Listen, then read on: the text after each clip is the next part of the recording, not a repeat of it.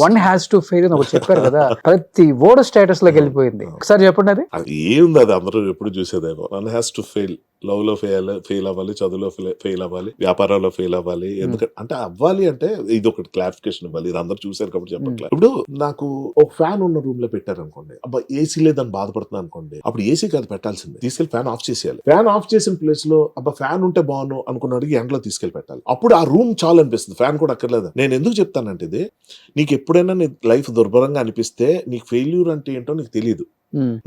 నువ్వు ఉన్న పొజిషన్ కన్నా ఒక స్టెప్ కిందకి వెళ్తే నీకు అర్థం అవుద్ది. అవును, 100 కోట్లు కొట్టలేదు ఎందుకు అన్నోడికి అసలు రూపాయి కూడా కలెక్ట్ చేయని సినిమా తీయాల్సి వస్తే ఏంటి పరిస్థితి. సో ఎప్పుడైనా కూడా ఒక అడుగు వెనక్కేసి ఆలోచించి ఎందుకు ఇది చెప్తామంటే, ఎండ్ ఆఫ్ ది డే మన జీవితం మనం ఎంజాయ్ చేయాలి కదా రోషన్.